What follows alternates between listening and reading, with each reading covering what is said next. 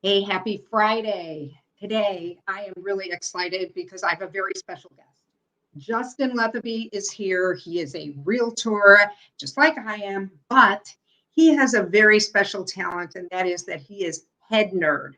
We're going to discuss online safety. And that is one of the most important things for all of us right now, especially because with the pandemic, we are all spending extra time online. So, Justin, welcome. Thank you for doing this. Thank you, Betsy. It's a pleasure. I can't wait for us to talk about this because, as you have heard me talk before, I am the big old nerd, and I know probably way more than I need to know in this whole world. So, So, where should we start? What is the first thing average person out there should be careful of? um, that's a great question. I mean, there are several firsts in the world, but if we're going to talk about online, I would say the easiest and the very first thing to always be cognizant of is what is known as phishing scams. Now, this isn't F phishing, this is PH phishing, right? Right. So what these emails do is they come out there and they'll come out from you, Betsy, to your friends, or they'll come out from me or someone else or your bank, quote unquote. And they will say, hey, click on this link. This is a picture of you. Or they will come out, and if it's your bank, they will sit there and say, hey, we've seen some really strange activity. Please click on this link and change your password, right? And one of the things that I find interesting with that is, well, obviously, it's not you, it's not me, it's not the bank, because that's not how they communicate with us. But they do it so often, they do it so well that they catch us when we're not thinking, right? So you will click on the link and then you'll start typing something in, and now you have essentially opened up Pandora's box. And it's nothing big. Again, I know when we were talking before we got started, let's not scare the world on this. It's the reality, but it's not scary because some things that we'll talk about a little bit later is that there are plenty of solutions. There's no fireproof, foolproof solutions, but there are enough solutions out there that will make you, one, not a victim, and two, really just enough pain that you are not the one they want to go after, right? You can be just enough trouble for them that it's not worth it at all for them. But yeah, I would say phishing is by far probably the most common and prevalent. I mean, we see it all the time in the real estate world because we worry about it from a wire fraud perspective. Yes. But it happens to everybody. And the big thing is that's really interesting with that right now, the new hotness that's going on with phishing. And once the scam gets done or they start doing, and I think we'll hit about ransomware here in a little bit, is what happens now is they're learning that they can't ask for federal money, which is our money, right? Our dollars, pennies, bills, no matter we pay it via credit card or what, that's federal money. They're starting to ask for it in cryptocurrency, that's when it's becoming an issue right now. That's a major trend going on. Right. So, and that's very scary to a lot of people. I did do a talk on cryptocurrency. Even though I sat there and I listened to the whole thing, I'm still confused. So that's something for another day. But I like what you talked about when you said, let's make it difficult. And in the old days, I still have 2 dogs and an alarm system. And my mother used to say, hey, they're not going to pick a house with 2 big dogs and the alarm system if the house next door has no dogs, no alarm systems. Right. So give us some other tools and things that we can use. Right. I'm going to tell you the honest and easiest answer for all of this is stop using the same password for everything we do. Right? Guilty. We all are. We absolutely all are doing that, right? Because I can remember, I'm seeing a cactus plant. So I see this every day. I can remember cactus 1, 2, 3. Right. By the way, if you try to find my accounts and use that, good luck, because that ain't it. You're right. But But we can remember that, right? Because it's easy. It's not challenging our brains. We don't have recall. We don't have issues with that. So it's human nature. I mean, it's just kind of how it works. But that's why that phishing scam sits out there. When you quote unquote change your password, you're not letting them into your world because they don't know. And you're not using the password that gets into your bank. But now they have a password of yours that is used, they know, somewhere else. Right. And then they're going to have access to it. Now, by the way, which goes to the second part of this,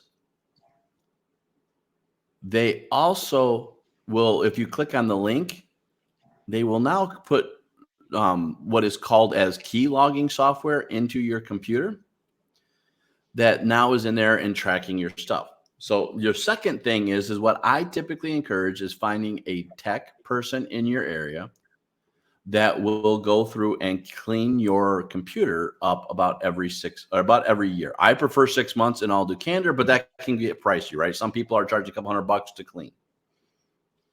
I have a nice guy in my area. He knows that this is a really good model. So he charges just about $60 every year in my community. So I pretty much every year he'll gets it for a day. One of those weekends that one of those Friday through Mondays, I know I don't got to worry about something. And then by the time Monday starts, I can start my business. So you always want to have something like that. You can always do a virus checker, but most of these scams aren't that, right? They're not putting viruses in there. They're not putting that kind of stuff in there. Now, technically a key logging software is, but key logging softwares are technically legal. Okay. So can we go back to cleaning your computer? Let me ask a more specific question. Sure. Because I'm in a program where my tech person logs in and they do something. They check something every quarter. I'm not sure what they're checking, but specifically, what should they be looking for? Well, what they're going to look for is it's like so you're saying you have a tech person or you have something going wrong with your computer and you want them to check out what's going wrong, right? No, they do some kind of a quarterly sweep or scan. Oh, okay. So yeah, what they do is they have their own software. They usually have corporate packages of what we know as Norton, right? They usually have a version of that that sits out there. And all they're doing is trying to find all the files. So what happens with antivirus softwares, Norton is the biggest one that we can think of. So I'll use that as the analogy. Not that I'm recommending because I'm going to talk about that here in a little bit. But they usually now have corporate packages where they just go through and do this. And so what Norton gets pretty much weekly anymore are these virus packages, right? So now they know the files to look for. So these softwares are going in and looking for these files. Now, I don't want to go down the nerdum rabbit hole because most of these files are what are known as like DLLs and things like that. We don't need to worry about that stuff because I don't want you spending your time going in and looking for something. Because if you delete the wrong one, it's all over. So that's all it is. They're looking for this and they're doing packages. Why I am not a fan of most virus softwares is because they get the packages after the virus has been built, right? It's not like you getting a flu shot where you're trying to get it before it comes. It's already come. Right. So we're always chasing the tiger's tail, quite literally. Right. For me, it's always having better business or personal practices and strategic thinking when you open emails or you look at something and go in there. I'll be honest. Most people do not need to buy a third-party virus package. Now, if you want to do it because it's extra precaution and you like to do it, by all means, do it. I don't. Microsoft comes with their own software. It's called Microsoft Defender. Apple has one similar. I forget what the name is, but they have something in there. So you're always welcome to do it. I don't get me wrong. Again, I'm not telling you have to not get one or staying away. You do what you guys got to do to protect yourselves. That is not what I'm ever trying to do. But what I want everybody to understand is it's typically not necessary. Right. And what I'm hearing you say is people should slow down and think about opening and clicking. Don't click. When in doubt, can we just delete it and not click it? The email, yes. Okay. Sorry about that. I see that my sunlight went away on me, and now you're just looking at a shadow. No, Um, no, I think we're good. It's always so sunny on Friday when I do this. I right. require it. That's good. I like that. So yeah, slow down. The emails you can delete. You can delete at all times. And the thing that got scary on this, and we don't let me go down too many rabbit holes here, is what was really scary for a while was your phone was actually a little more vulnerable in what you're hinting at right now than your computer was, because your computer wouldn't do any actual items to open something. So Right. for your phone, for the longest time, when you had, like, when I would text you, Betsy, a picture, because I'm like, ooh, you got to look at this. This was a really great home or a really cool thing Right. and whatever, and you did it. Well, what your phone automatically did was basically launch the app to show the picture. You never saw that happening, but that's essentially, I'm simplifying, but that's Right. essentially what was happening. Well, what people started learning was there was some 0-day vulnerabilities on phones that as soon as you did that, they could throw stuff in the back end of your phone. That's That not is good. why, no, it's not good, because again, for most of us, that's where our life is. Right. Um, what most phone providers do these days, Android and Apple, is you typically see now, do you want to open? You click Okay. on the image, they say yes. Do you want to open this? Did you mean to? That's what they're doing that for, because they know as soon as Okay. it is, it's an application. Now, don't worry about that. That was like 5-6 years ago. All those Okay. things have been closed down. They'll find something new at some point, but it's all been closed down. So Okay. yes, it's really slow down. So with emails, though, you never have to worry about it because you're never launching anything unless you go in there. That used to be, again, way back in the day, a major issue. It's really not clicking on the links. And as I, not for your audience, but as what I used to teach realtors all the time is when someone would say, hey, can you please open my Google Docs for this offer? Use some logic, because that's not how we as an industry present offers, right? Right. So when something goes out of norm, take a second, reach out to the person. Did you mean to send this to me? Right. That would be my, lay person, because way back years ago, my financial advisor got a letter, transfer $20,000, blah, blah, blah. And, she knew that it wasn't for me, and that was, you know, Right. but I'm like, just pick up the phone and call Yep. the person. You know who you're talking to, their voice. Let's just, Yeah. let's just be careful when Well, that never open something or never send money without. that was Barbara Corkin, right? The shark lady on TV. Yeah. She lost $400,000 because her company didn't spend 30 seconds evaluating the reality of an email and just went through the process. Now they I got the didn't money know that. back. Oh That is yeah, not good. That is, yeah. right. So That's really, your suggestion is really quite literally the best suggestion, and that is pause. Right? Get on the phone. Now I'm not a phone person. I don't want to be on the phone, in all due candor. But when something's out of sorts, I did it. Like, for instance, I was talking with a person on a chat box. I know it's on their proper website, things like that, but something was done weird yeah. and something out of normal. So I called up support, said, is this normal? And they said, yeah. I said, okay. Okay. Right. And that's it. It's just listen to your gut. Don't be in a hurry. Pay attention. It's just like walking across the street. Cars are great, but they can hit you and kill you if you're not paying attention. Right. So No, absolutely. that's really so important things. Let's not open anything unless you're really, really sure, and check it out. Pick up the phone, get stronger passwords. Yep. Anything else you want to talk a couple of minutes? Go ahead. So I will say one other thing, because it's a major thing right now going on. Pay attention to what's known as ransomware. So the big trend that I'm seeing right now to the community at large is they will send weird emails to you, and they will start doing things, and it'll be support from Amazon or something like that. Well, first place, don't ever jump on that stuff, because that's just wrong stuff. It's bad, Yeah, bad, I'm bad. getting a lot of that stuff, like Yep, and it's not real. Amazon, and we're looking to hire you, and who knows what that stuff Right. is. So they're doing two things with it right now, which are really fascinating. One, they're trying to get into your computer from there, and we're going to solve some problem. They make some really interesting schemes in there, and it's really weird. And there's actually a guy trying to battle us, and it's fun watching them have fun, just messing with their day. And what they'll do then is they'll get into your computer and make it look like your bank account and you got funds, and then they make you go to the grocery store and get gift cards to pay them back. Right? Anytime that stuff happens, you walk away from it because it's never real. Always talk with your bank. That's one. Always talk to your bank. Anytime you think something's actually happened, talk to your bank and make sure immediately. But two, the other thing that they will do is what's known as ransomware. So what they will do is put a little bit of software on there that controls your computer, and they will lock you out of your computer.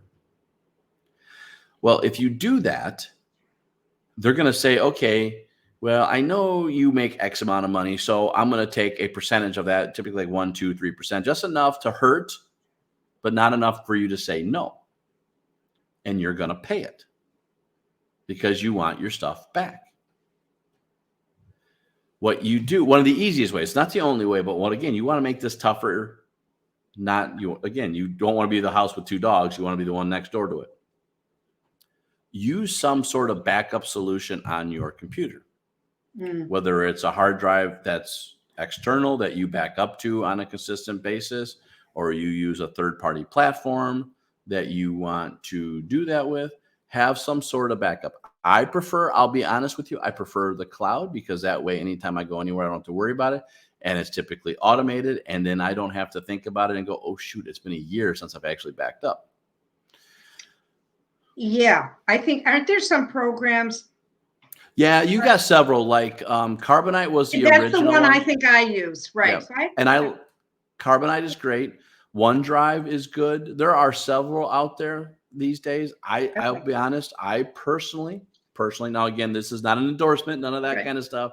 But I am a big fan of OneDrive. I used Carbonite up until about a year ago. There's absolutely nothing wrong with Carbonite.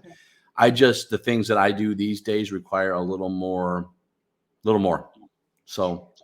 Okay, that is really good advice. Make sure your stuff is saved and backed up to the cloud. Can photos everything can get back? Everything goes up there. The only thing that typically doesn't get by default without changing your settings is video, because they are typically bigger data chunks that go out. Okay.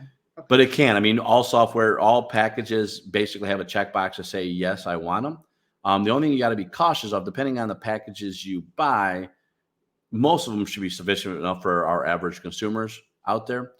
But some do have data limits. And if you are heavy in video, that could tax. The other thing that I love about it is most of these packages, if you buy it right for pennies more, you can tie your phone and put an app on there, and it does it from your phone as well. So now all that stuff on your phone is backed up as well. So that's good to know. So we should look into OneDrive and maybe get the phone and everything. Well, Carbonite does the same thing. Again, there are several out there. There is no others. The reason, just remember, I am the big old nerd in the room. So it's not an endorsement saying OneDrive. OneDrive's a solid tool. I have it. I have resource packages. But those are the big two, Carbonite and OneDrive. Yeah, I would say those are the ones I would, anytime I go to a seminar and I'm training on that, those are the two ones that come on the list all day long. So you can't go wrong with either one of those. Not a fly by night. You got to be careful there. Is this legitimate? Yeah. Good. Wow. I have to tell you, Justin, this has been so beneficial. I know it's like sort of not happy, but hey, we might as well, it is what it is, and we might as well be prepared and do the right thing so we can avoid getting into any kind of trouble. So. Well, yeah, no, and I appreciate you having me on, because again, I'm not here to scare you. I'm here to tell you that there are solutions, because again, I met Bitsy in a training class I had, and I asked everybody one question, how confident they were about their data and stuff like that. And everybody said, yep, I'm great. And then I asked 5 questions. Everybody said, yeah, I'm not so confident. Right. And I'm still the only one that raises my hand because I know tips and tricks. And that's hopefully what we did for you today to make sure that we gave you those tips and tricks. That's terrific. Thank you, Justin. Thank you so much, and have a warm and safe weekend. Thank you too. Have a good one. And anybody, just one thing, that this video will be on my website, on my YouTube channel, Betsy Phillips Realty.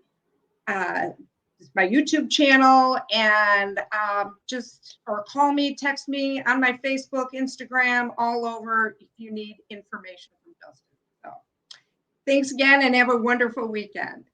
Take care.